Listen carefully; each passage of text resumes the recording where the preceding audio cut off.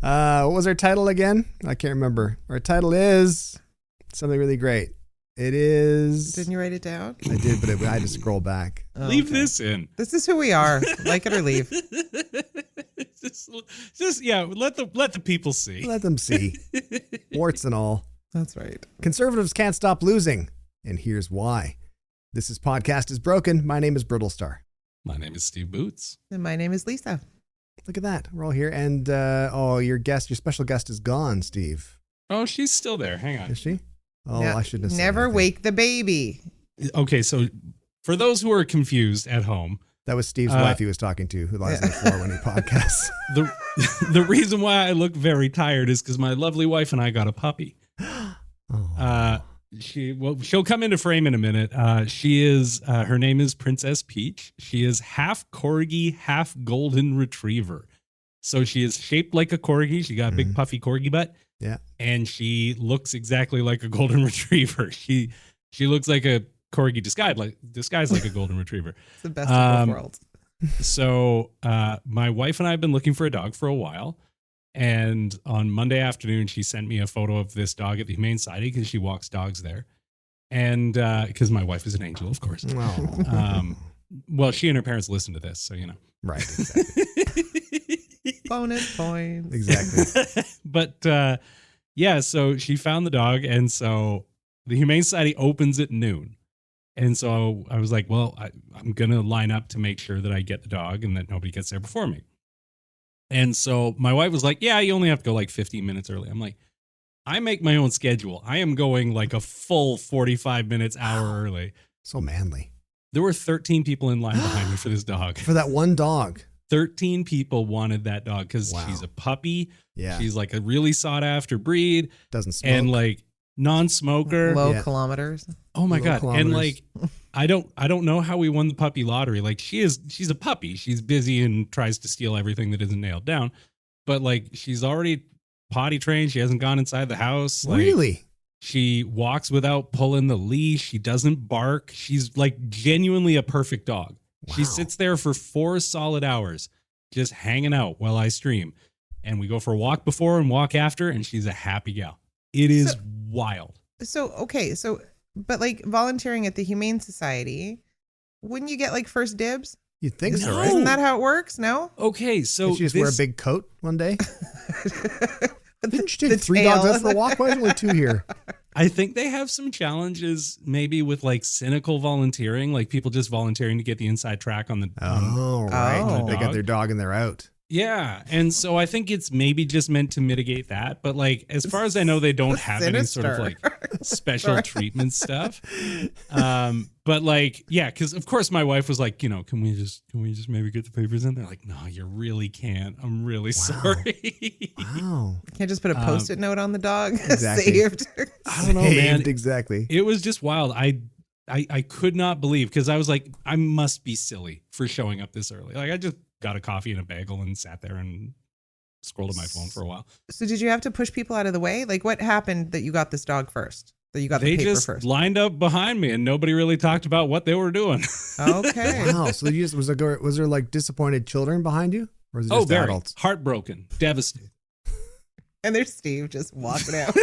Yeah. Na, na, na, na, na. Well, hang on here. Let's see if we can get her. Here. Oh my God. Children crying on the way home. Exactly. Come That on, was what my would you do to get this Oh. puppy? Come on, look at this little Oh. angel. She is like a mini golden, but like She is literally everything is just, mini. Yeah. I think I she's might be part literally, if corgi. you You are if you part just corgi. take the Probably. golden retriever decoration and put it on the outside of a corgi, that's what you Oh, Hi, Princess Peach. so And sweet. she is so loving. She just wants to cuddle all She the can't. time. I don't think she doesn't have headphones in, so she can't hear. Can you put one of your No. headphones in the dog's ear? She's like, I'm done. I'm out. She's I'm on the out of move. here. You want to see So- me? You got to pay. How long will it be before you have an Instagram account for Princess Peach? She already has an emote on my streams. Okay, oh, that's good. It's a start. We'll get the merch out next, and then Yeah. my wife will be in charge of the Instagram. I don't want another social media account. I That's have plenty. Maybe one of your people that likes to send you knickknacks can crochet a little doggy hat, little doggy toque with ear holes. Oh, that's a nice idea. Right? I mean, before we turned on the cameras, I did try putting a toque on her, and she just looked like she played a lot of hacky sack. yeah, it didn't fit. It has to fit over those floopy ears. It doesn't bark, but did say, Ganja! Ganja! Listen, let's get back to talking about stuff. Sure. If that's okay. Let's do. And by get back to, I mean start Begin. talking about things. So as the title says so concisely and so clearly, Conservatives can't stop losing. Here's why. The Conservative Party of Canada continually losing lots of things. I mean, they did okay in the most recent election. Certainly better showing than I thought they were going to do. But they can't seem to get it together. And I'm not sure they know the reason why. I feel most of us know why they can't get it together. What are your thoughts in general? There's lots of reasons. I'm going to ramble, so I'm going to let Lisa go first. Okay. I mean, there's a lot of reasons. I mean, I don't want to simplify it to just they're horrible people. But it is what it is. Because I think they're still stuck in the mentality. They're stuck in the Trudeau mentality. I mean, Scheer even tweeted it when in referencing Carney. He's like, they keep Trudeau's name out your mouth now. You wanted him gone. He's gone. Mm-hmm. Didn't Poilievre put out a video about Trudeau too? Probably. Oh, I try to avoid him. Like, who? Until you have a seat, you don't matter to me. But they're doing the same thing. They haven't learned from pre-election at all.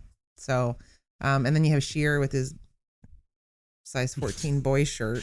Did you see him in the House on Wednesday with his Chuck Schumer glasses for some reason? And his hands, like, just always like, I don't know. Oh man.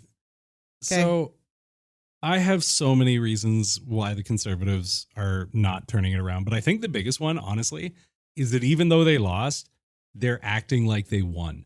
Mm-hmm. Like Pierre Poilievre is giving his press conferences after the House and stuff, and he's like, down the block, after an election where we got 2 million more votes or whatever the number is, and X more seats, a incredible performance by the Conservative Party. And it's like, you lost. You were in the driver's seat. You were going to have an untouchable majority, and you blew it.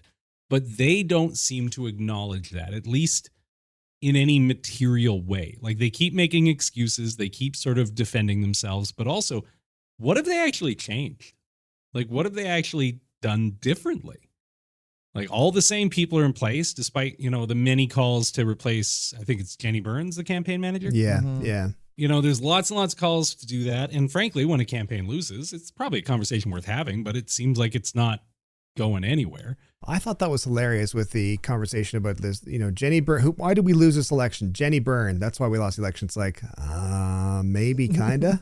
I think it might have been maybe the guy at the top. Maybe that was probably the reason that people, which I think it was, the view I felt was that as soon as things got serious with Trump threatening annexation of Canada, people looked at, it was almost like they rubbed their eyes and looked at Pierre Poilievre and went, oh, wait a minute. He's not the guy for this job. We can't, this guy's not, this is not Canada. This is not what we want. He's been nothing but negative, and now he's supposed to be rah Canada. It's not going to work. It's not going to work at all. So I think it was hilarious. And they were like that. Why? We can't figure out why. Probably Jenny Byrne's fault. Like, what could she have possibly done that would have changed their fortunes in the light of of those circumstances before the election? I don't think anything at all. I go back and forth because, like, the strategy was all things go through the leader, right? The leader is sort of the star of the show. He's what it's all about. How much of that comes from him? How much of that comes from the party thinking that he's their golden ticket? How much of it comes from the campaign manager? It's hard to say from the outside, but, like, based on the historical collapse, the fact that nothing seems to be changing on the Conservative end is wild. Like, they've been back in the House. They're doing the exact same stuff. Like, they are literally asking the same set of questions they were asking before the election. They're going in the same loops. They're just repeating campaign talking points, and it's not going anywhere. Well, and Pierre, in his little down the block pressers after question period, is still using the slogans from his commercials. right? Like that's done. Like, I think, whatever, they had invested 2.5 years in trying to promote him. Stop it. Stop using old material, right? Like, come up with something new, or just maybe shh for a little bit and regroup and figure out what you need to do next. So it's not just old material. It's that the new material, the stuff that they're focusing on now, is in a lot of ways misrepresentations of what's going on. Before. But it's gotten, I don't know if worse is the word, but it's gotten really terrible. Like the budget thing. Like I was bothered when the Liberals said no budget at all. No budget for the whole year. Right. When they changed it to saying fall budget, sure, fair enough. I can live with that. The Conservatives asked for a budget at least 15 times in question period this week. Yeah. Just the same question again and again. You going to give us a budget? You can give us a budget? Glossing over the fact that the Liberals put out something called the main estimates this week, which is literally the government's spending plan. Right. Like a budget is kind of a wish list, right? The main estimates are funding. The main estimates are out. You can read them. You can see. They're like, the government's spending money secretly. Like, no, they're not. They published a gigantic unreadable document about it. It is for nerds. But it's just a lot of numbers and there's a lot of numbers, and it's hard to parse sometimes, right? Because in a lot of cases, it's like spending is up, but the spending isn't really itemized in a way that's easy to point out ways that spending is up. They're going to freak out about $75 billion spent in special warrants. That was just money spent during prorogation that they didn't, when you can't pass an act of the legislature to fund stuff, you do it through a special warrant, and then you just do it through the legislation later, basically, or through the estimates later. It's very standard stuff. And the Conservatives are like, they're spending money secretly, those monsters, just because they know that people don't understand how this stuff works. And they're doing it with everything, like the bill C-69 that they're calling the No More Pipelines. It's just the government doing environmental impact assessments. That's all it is. Have people read C-69? Because that is really legitimately what it is. And if the Conservatives and my premier is labeling it the No More Pipelines, maybe it's because in building pipelines, you are doing all the stuff that they are saying that they want to take a look at to make sure isn't happening.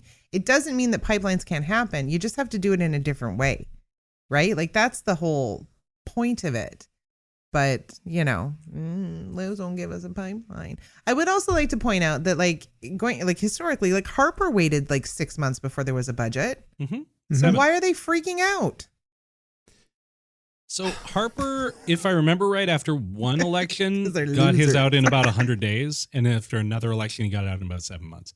But still, it's not a quick turnaround on a budget all the time. No. And especially I think in the context of this budget, putting out a fall budget, perfectly reasonable to me, because the Carney government is going to be negotiating a bunch of defense deals over the next little bit, which are going to really trip up the budget. So a fall budget, I don't really mind anymore. When Francois Philippe Champagne said no budget at all, that's just opening up such an easy and obvious line of attack, right? You're just handing it to the Liberals on the Conservatives on a silver platter. But it just really kills me how they're misrepresenting literally everything. Oh my God, the production cap. They've been talking about an oil and gas production cap. Do you know what the oil and gas production cap is? What is it, Steve? Doesn't exist. There is no such thing. Right. But the there Conservatives could be. Asked about it, half a dozen times in QP this week? Yeah. It's all just playing for, it's like they're constantly stuck in election mode, and they're playing for what would have been called sound bites, but of course just social media clips. It seems like that's the focus, entirely the focus. And I can't see how no one in charge of that party's marketing, for lack of a better term, is not looking at this going, everybody else is focused on how we can get ahead. The Liberals' message is let's build, let's be bold, let's be brave, let's really put Canada at the top of the world and invest in Canada, that type of thing. And we're over here saying, well, they're just doing secret deals. Especially that was the thing that drove me nuts, was the accusations of Carney doing secret deals to get the tariffs so shady with Trump. And it's like, what are you talking about? First of all, just knowing who Trump is, the guy's a goofwad. He's totally volatile. There's no deals. There's no secret deal making ability in that man's brain whatsoever. He would forget it the next minutes. Yeah, exactly. But he'd forget it the next day. Yeah, he would turn the corner and forget it. So it seems like they're stuck in perpetual election mode, and that they're just trying to get points, constantly get points, which maybe they are. Maybe that's their whole tactic. Maybe that is the whole tactic, just try to get points in hopes that in 2 years' time, maybe 3 years' time, there's an election again. Man, do you think given the opportunity, like there'll be a supply measure coming up, I think next week. Do you think given the opportunity, Poilievre tries to bring down the government, or do you think he knows that would be just doom for the Conservatives? You would hope he'd know. If he tries it again right off the gate and like it fails again, like, come on, man, enough. Stop trying it. Yeah, because he wouldn't have to run in Alberta anymore. Well, that's true. But all it would have to happen is Trump would have to just say something about annexation again, and people in Canada would be like, "Well, we can't. This is we should be focusing on that, not another election." Well, and there's a lot happening. There's a G7 that's going to happen in a couple of weeks, right? Like, there's a lot going on. Like, I understand the budget issue, and I think when Champlain said there's no budget, I don't think he meant there's no budget. It's a free for all. Everybody's swimming vats of money. It just meant like there's no budget because we have to look at things that aren't normal because we're dealing with insanity down south. This is what I don't understand. Okay. So Pierre doesn't have a seat. Why Scheer? Why wouldn't you have put Lanceman in at least for like, should things need to change moving forward? Like, why did you revert back to Scheer? I know I get made fun of for optics, but I think you're right. Optically, I would have chosen Lanceman as well, right? Because it would make people who are on the fence about voting Conservative, they'd go, well, maybe they are okay after all. Like, you should be succession planning all the time, right? Like, you should always have who's the next person in your back pocket. And Scheer's not the next. You lost already, buddy. So why is he back, Steve? Yeah, Steve. You can just Let's see gang my up on face Steve. Going this sounds like, fun. I have answers. Okay, so generally something like an interim leader or a deputy or a house leader or something like that, you're not going to install a threat to your power there, right? Is Lanceman a threat to Poilievre? I doubt it. I don't think she gets the support of the wacko base. No. But Scheer is not a threat to Poilievre, and he knows that. Scheer has no legitimate crack at leadership again. And so I think it's a matter of keeping, putting somebody who is capable in the House. As much as Scheer is annoying, he is at least basically competent, even with the Chuck Schumer glasses. But he's a procedure and policy nerd, which you do want in your House leader. So like, it's not the worst choice as conservative options go. What you've got to also look at is who is occupying what ideological space at this point. The Liberals have completely stepped into that progressive conservative space. They are, free enterprise, small government, cutting government funding on things. They are occupying that old sort of Joe Clark PC sort of space. So where do the Conservatives have to go? You can't really moderate because you just got beat there, right? So what do? You need to keep maintaining that fundamental base, that hardline 30% or so who are just always going to stay with them. You've got to cater to them, and you do that through steering further into your culture war nonsense, your endless attack ads, your just the perpetual campaign, all that stuff. And so they are moving, they're continuing to build that focus on grievance politics, and that's Andrew Scheer. I just feel like if I was a conservative voter and I was like, hey, we had this guy once, you know what I mean? He lost the leadership election. Why is he? I don't know. That's just, but I'm not a conservative voter. So I think there's a potential there for, I would be curious as to what you think Andrew Scheer's internal voice is saying, his inside voice, the voice that his brain is saying. Milk. Yeah. I think he's thinking, I might have a shot. I think so too. Oh my God. That's the worst part is he thinks he does. He's putting out like those overproduced videos, like that one where he kept looking in the camera going, meth. when he's like having an intervention for his buddy in a bar with a pint. Yeah. Magnificent stuff. Yeah, so good. But I think I think that just based on their previous decisions and the way they've conducted themselves, I can see them, if some things go pear-shaped for Poilievre, for whatever reason, I can see them going, you know what? Maybe we should go back to cheer. And it's Aaron O'Toole from the back room with a steel chair. It could literally, can you imagine if Aaron O'Toole raised in prominence again? I think the guy would be a shoo-in. Yeah. He keeps like kind of like centrist dunking on people on Twitter. Like he dunks on people in very like institutional ways. Like he'll be like, that's not how the military works. You know what would be funny though? Thomas Mulcair. Good friend for conservative leader. Well, he's not an NDPer, that's for sure. No, so. Tom Mulcair's got a good thing going, giving bonehead sound bites. Right? Yeah, exactly. Can hang out with Ben Mulroney. But to the Conservative Party, do they really think that this leaning back into their culture war nonsense, as you said, and doing things like Poilievre, talking to Jordan Peterson and refusing to disavow the convoy leader guys, people, and the whole U.S. style globalist garbage nonsense conspiracy theory goofwaddishness. That's quite the descriptor. A lot of words there. Do they honestly think that is going to grow? I mean, I think even looking down south at the U.S., that part of the population that thinks that way, I feel, even though there's lots of terrible things happening, I feel that there's more people going, wait a minute, this is not what I want. The thing that I find funny and that they keep bringing up, which fair enough, the Liberals stole our ideas. Yeah. Okay. So the Liberals stole your ideas and you still didn't win. Like they still chose the Liberals that they Jenny hated. Byrne's fault. It certainly wasn't Poilievre. I love Poilievre. But they still voted in the Liberals who they hated, and the Liberals stole your ideas and they still didn't vote for the Conservatives. So it has to be it's the figurehead. It's the figurehead and what the figurehead represents. Well, I think this gets to the heart of the problem, though, is who and what it takes to win the Conservative leadership race and who and what it takes to win a federal election are wildly different things.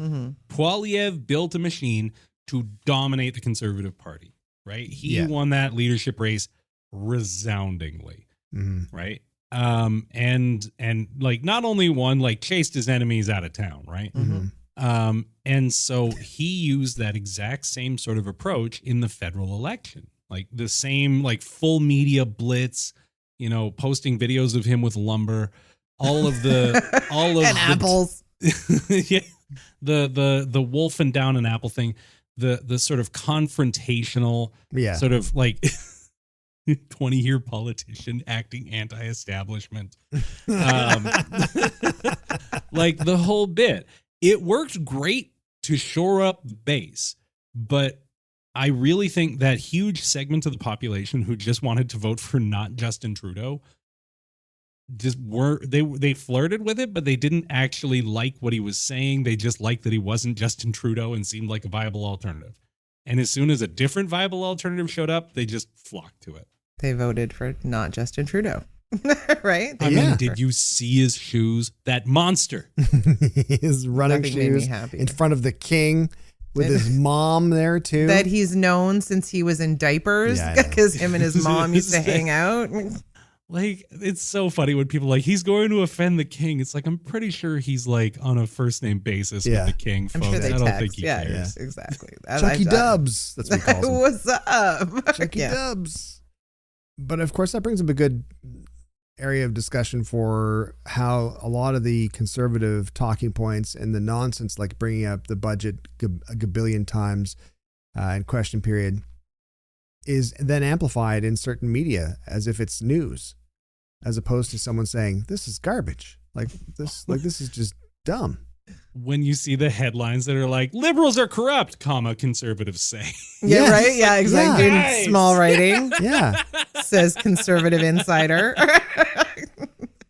So like, but I wonder now because like the political world has changed, right? And so whereas, you know, the liberals were so leftist in comparison. Those loony lefties. Right. And now they've moved where they should have always been, like center.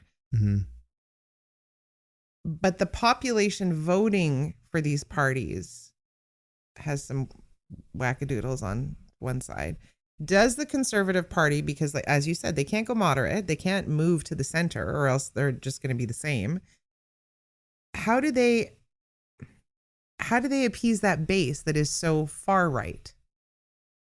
This is the interesting bit is Carney has really checkmated them a little bit by pushing the liberals so far to the right. Like, it's bad for Canada, don't get me wrong, but as a political strategic move, like, it really does paint Poilievre into a corner where all he can do is cater to that hardline base. And that hardline base is like basically just, you know, terminally online libertarians. Separatists, right? Like that's Alberta separatists, terminally online libertarians, the people, you know, those people who, when like the police are arresting them, there's like YouTube videos of them being like, I don't consent to being arrested. You can't do this. And they're like, we absolutely can. We absolutely can. It's checked. Those people. Yeah. I think I would disagree. And I would say that I think people are, the Conservatives under Poilievre cannot go to the center. They cannot be more moderate because throughout the pandemic, we had Jagmeet, Trudeau, and Poilievre. All three of them are by and large gone. Poilievre maybe just temporarily. But if Poilievre comes back, he has to stay with his base. He has to stay to the right, the far right, and go with the goof wads and the, I almost said goons. I didn't say goons. And then you did. And then yet I did, because it felt fitting. You know, it just felt good. Nope, don't read into that. Nope, don't read into that. Just keep going. But I think that he, you know, if they get rid of Poilievre and they replace him with somebody else, they can go moderate and people will vote for them. They absolutely will vote for them. 1,000% they'll vote for them. Because I guarantee you, in about 2 years' time, people are going to be sick of Mark Carney. And no matter how great he is, no matter how many wonderful things he does, people are just going to, because people are dumb. Wait, you mean I won't get torched for mild criticism anymore? Oh no, you will. Probably. I will. Yeah. Which is crazy. I mean, I hate the fact that, as you know, you bring that up. It's, I think, I don't know if Lisa, if you've had this, I know Steve's had it, but I had it as well, where you put up something mildly poking fun at the Liberal government, you're just absolutely destroyed online. People get all upset and really freaked out. And it's like, okay. It's very polarizing right now, right? It's super polarizing. It's and that's my worry though, is that we still have to be able to critically think and critique things because there is no perfection, right? And if we're going to treat Carney like he's perfect already, even though he hasn't really done anything, that's not good either, right? Like we have to critically think about things.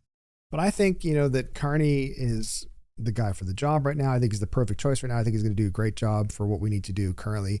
But I think just the way that people in the population and the general public, the voting population does, they will get tired of him and they're going to want to change. If the Conservatives suddenly get more moderate and they basically offer liberal light or liberal heavy, whatever you want to call it. Steal back all their plans. Steal back all their plans. Have a guy who seems sane at the top or a woman that seems sane at the top. And he'll never be a woman. I don't know. It'll never be a woman. I just said that to sound good. But if they do that, I think they would have a really good chance of winning. Can you imagine? We've talked about this before. If Mark Carney had decided to walk into the Conservative Party, 100%. People would have been like, "Yep, absolutely, let's go." But if Mark Carney had walked into the Conservative Party, I wouldn't have been as terrified of the election. Do you know what I mean? Like, well, exactly. That's my point. Yeah. That's exactly it. So I think there is room for the Conservative Party to move more to the center again if they have a different leader. I think with Poilievre, they're stuck. I cannot see them growing. I cannot see them winning again. And it's based on the fact that I always think of Poilievre and the current path and the current style and the way the delivery that the Conservative Party is doing as the same as, like, there's been times when I have written material down for a speaking gig or whatever, and I write it down and I think, this is hilarious. This is so funny. I'm so smart and funny. Exactly. And then I get to the event and the venue and I stand up there and I go, no, none of this is fucking funny anymore. We've already talked about this. Someone else did something funnier, and I could be referring to this. And there's so many different things. Like I should be pivoting on the spot, and none of this works anymore.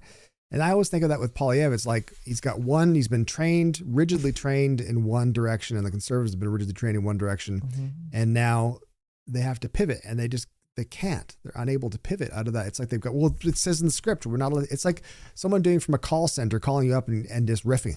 You know, they're unable to do it. Yeah.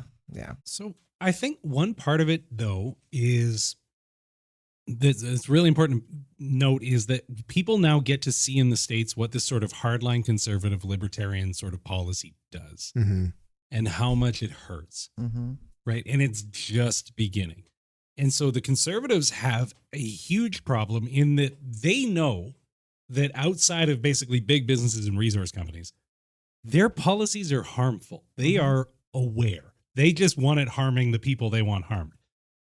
And so what you're going to find is as this starts to affect, ordinary folks more and more and more, and you see the sort of all of the things that Trump is doing, the economic isolationism, the targeting of academia, the targeting of public sector workers, all that stuff. The consequences of that are already being felt.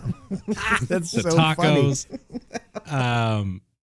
And yeah, like I really do think that that's going to undermine the Conservatives a lot, is that people are going to see like, hey, it turns out that unleashing the resource companies really just means mass deregulation, which means that everybody gets screwed. Yeah. What's going to be interesting is that at some point Poilievre will no longer be leader. And that, I know, fingers crossed one day soon. But that party is going to have to do the exact same thing that they are critiquing the Liberals of doing right now. It's the same people. It's the same, if they get a leader that is more moderate, then all of their MPs who are wackadoodle-doos, like, are they going to have to move to the moderate side? Yes. Are they going to? I think if it means a paycheck, yes, they will. Like Arnold Vierson's going to move to the moderate side. I think he's going to shut up about his beliefs. I think he's going to shut up about that view, and he's going to be like, yes, absolutely. Whatever you want. Gay marriage, I'm cool with that. I'm just going to go have more babies. It's fine. He's not one to shut up about his views. No. I think the party splits. I think as long as there's no clear path to winning, the party splits. Yeah, I think so. Because the only thing that's held the conservative movement together has been their desire, their belief that they're a winning team. How many elections can you lose before it becomes increasingly clear you are not a winning team? And if you're going to keep the wackos in your coalition, you're going to scare off everybody else. How bad does it have to get when you've got Robert Fife on the CBC saying that your leader is a bit of a dick? Surely that's got to raise some red flags and go, you know what? Wait a minute. Step back and just in case, see what happens. But does that happen on the right? Does history repeat itself, right? Because I look, in Alberta, and we had the two conservative parties, one more right than the other, and then they merged because they wanted supremacy. Appropriate choice of words. And now I think we're in a situation where, depending on how things go, there may potentially be a split. You know what I mean? So does that happen? Like at the federal we had, and then merge, and then I don't know. I don't think we can get the far rights back to moderate. That's the thing. Not the voters. No, I don't think so at all. They're going to have to just split apart and fracture, and then just end up being sort of an evil version of the NDP and the Green Party. Like, yeah, we could totally win someday. No. You won't. But what do you do about the PPC? Because they are still floating around out there. They've lost a lot of relevance, but they are still a threat to Poilievre from the right. If they, they exist, they could find a new leader that isn't wearing the loudest shirts that money can buy. But more than that, I think what you're going to find is that the hardline far right MPs are gaining more and more influence within the party. A bunch of them got elected this last round. So I think the split's kind of the only thing that could happen. You might see some people break for the PPC, but at the same time, the PPC brand is pretty poisoned. So yeah, I think they would have to start. They would have to start from scratch, right? Bring back the reforms. I bring back the reform. Yeah. I mean, it's important for Canada and democracy in general to have opposing viewpoints and challenges to both sides, to all sides, because it keeps everyone in check and it keeps everyone ideally operating for the best interests of society, of the country. Yeah. What I can't understand, and we'll just kind of close off with this, what I can't understand is there's looking at like right-wing media, like, and I say, I get really bristled at the idea of calling things left-wing and right-wing, like it's a club or like you're born into it, or it's like the color of your eyes. It's like, no, this is just not that at all. Spoken like a left-wing podcast. We could call it other stuff, but then, you know. But what I don't understand is that I have a hard time believing that people are that oblivious, that awful. Yeah, and I know people are awful and stupid, and I say this all the time, but I have a hard time believing people in action want to perpetuate that awfulness and that stupidness. There seems to be no desire to protect people that are outside their bubble of reality, and that's it. And I don't get that. I don't understand it. I'm going to say something that's going to get me canceled. Right on. But I think that's universal across all party supporters, right? In what way? It happens because you have people that, regardless of what the conservatives do or Poilievre does, they're going to back the conservatives without ever questioning things. And I think that happens just as quick on the other side. I think sometimes leftists will just, or I guess moderates now, will defend without questioning. Right. Like me, I think internally they have questions, but like, it's like, we can't show weakness by questioning, because then it will like take away, you know, the support that we have. And I just think people you need to take a look at the issue. You need to take a look at what the people are actually saying. And if it resonates with you, fantastic. If you have questions, then you need to pose those questions and you need to critique it. That's democracy, right? Steve? No, I have a thing ready to go that I'm excited to share. Okay, I'm go going to ahead. try to share a screen here. Hold on. Oh my God. So this is heat maps about moral allocation. So I'm gonna describe these. So there's one for conservatives, one for liberals. The conservatives one is way more red in the middle. The one of the liberals is more red on the outside. So what this means is the closer the ring is to the middle, the narrower the caring is. So if it's red in the first circle, the middle circle is just immediate family, then extended family, closest friends, all your friends. Right. Okay. As you get further to the outside, it's all humans, all creatures on Earth, the whole existence, Right. like living things, whatever. And so it's inclusive. If your circle is further to the outside, you care about everything on the inside too, because your family is included in the universe. Right. Conservatives very clearly only care about people in their direct circle. As soon as you get beyond that, they're like, environment, all the people in my country, they're fine. I am far more interested in me and mine. Yeah. And so it's in-group and out-group thinking. And that's really, I think, the fundamental problem, and I think it's the fundamental barrier to the success of the conservatives. Because as soon as you start running a campaign on, we don't care about people, we don't care about the environment. We care about some people. That's The heat map you just showed. I was trying to read it there, but it was too far away for me to read. it's all the way in Saskatchewan. It's all the way in Saskatchewan. I mean, it's flat. There's nothing obstructing the view, but I still. have sent the link to the chat. But what's a heat map of what? Just for people that are listening. Moral allocation by ideology. So Like how much moral someone's worth brain? are they putting to different Like dimensions? what's a heat map of what? What do you mean? Is it just a graph? I mean, in a sense, yeah, it's a form of chart. It's a heat map. It No, I designates appreciate sort of that. But where it had more things are. Like where the imagery focus had a bit is- of a medical look to it, and I was like, "Am I looking at someone's frontal temporal lobe here? Or what am I looking No, at?" it's just a weird version of a Venn diagram, basically. Okay. It looks So very like efficient. where it's red is like Most the highest, concentrated. exactly the Yeah, I highest point of understand graphs. concentration. So I understand graphs, Lisa. No. Thank you. Says the guy just asking how the graph works. I didn't. I said it was a graph of what? It looked very medical. just getting Just ready wanted to to throw clarify. punches now. All right, keep going. But I'm not sure I'm satisfied with that necessarily. But I think because again, it's that basically boils down to, well, if you're on the right side of politics, you're a dick, and maybe that's true. Maybe that's it. I don't know. Like, I don't, maybe that is, maybe it is the same as having this, blue eyes, brown eyes, hazel eyes. I think it's an important distinction though, because it doesn't necessarily mean a dick. It means that it's a smaller or narrower circle of caring. It just Right. because so somebody who's conservative likely cares very deeply about their family, about their extended family and their friends. It's a lack of, in most cases, it's a lack of connection with people outside of those circles. So in a lot of cases, like if you live in a city and you cross over with lots of different people and you have experience with people in lots of different walks of life, you'll be a lot more empathetic to their needs and their experiences. If you say live in a small town where you're largely just exposed to people who are a lot like you're going to care a lot about the people in your town, Sure, and your family, Mhm. but your circle of caring might be quite narrow as a result. Yeah, I think I understand that. What I'm puzzled about is how the people who have a smaller immediate care circle, we'll call it, care so much about what's going on with people like in transgender communities and LGBTQ plus communities and stuff. Maybe that doesn't affect them whatsoever, but that seems to be the same group that wants to control and regulate those other people, even though they have no effect. Or do they just think they have an effect? Is that the idea?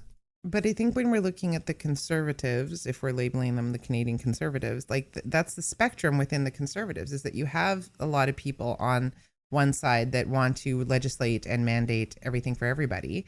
And then I think you have conservatives who aren't necessarily bad people, but like Steve said, their focus and their concentration is limited, right, to their bubble. They don't really want harm for other people, but they don't really care about other people. Like they just want Right. their people to be happy. Whereas the far right group of the conservatives hate everybody that isn't them, right? And want to legislate them. And that's where I think the conservatives are in a position of being torn right now, because they have to make a decision on which group they're going to lay more focus on to keep themselves going. And I think there has to be a split, because I don't think you're going to find consensus among those two groups. That's evident. That's why we have a liberal government. Progressive conservative. In name, liberal government. Just watch the logo starts turning blue. Right, it's purple. It's going to turn purple. Sort of purplish color. Exactly. Yeah. Oh, it's fascinating because, again, I have a hard time understanding, and I guess the understanding the viewpoint for people to care so much about one thing, and I understand caring about your loved ones and family, but then extending that out to caring about what other people do seems counterintuitive. I also feel like the idea that I like to be as empathetic as possible, Mm-hmm. To a healthy point, meaning it's not like you can be overly empathetic to which it's almost paralyzing. But at the same time, I feel that my empathy is fairly selfish in that I know that a better life for everybody means a better life for me. My town gets safer, the world gets better, everyone's happier, no one's going to be road raging. If people are generally happier in society and treated well and living better, then I'm going to live a better life too. How can I not? Mm-hmm. I don't get it. But you don't want a better life at the expense of others, and that's the difference, right? Some people want a better life at the expense of others. I guess I am a good person, Lisa. You are. You're a fluffy but good person. I think a lot of it is zero-sum thinking that not realizing that, in a society, sometimes you can create more value through investing in people and services. They think, oh, it's just spending more money. And there's a lot of people who conflate money and value. And so they don't recognize that spending money can create value. And so they just think cut, spend less, because they want more tax dollars in their pocket. And that's where that narrow circle of caring comes to. They're not worried about what if we're not funding, some service in a city that's far away from me that I don't really care about. I'm worried about my own dollars and cents, right? And that narrow circle of caring leads to that very short range sort of thinking. Well, there you go. That's why the conservatives keep losing, because of that heat map of their brains. I mean, I do love that the outer circles include all things on Earth, including paramecia and amoebae. And then it extends to aliens. Aliens aren't It's included. a fascinating heat map, and I still feel questionable about it. But I think it just made you uncomfortable. It did because I'm pretty sure it's of either someone's crotch or their brain. Anyway, hey, listen, thanks for watching and listening to Podcast is Broken. We greatly appreciate it. Remember to like, subscribe, follow, share, comment, all that kind of stuff. Lots of great comments coming, which is lovely. And the reviews, by the way, on Apple Podcasts. Oh, Beautiful. make my heart sing. That's Just so nice. sweet. Yay. Just so lovely. So thank you so much. And if you're a paid subscriber, hang around for the improvised theme song. If you're not, well, that's the end of the show for you, isn't it? See, that empathy Saved you some time. It doesn't end up going all the way out to that other room. Losers. We leftists feel for you, though, folks. We really do. Pass the champagne. Okay. Take care, guys. See ya. Bye, Take everybody. care of yourselves, folks.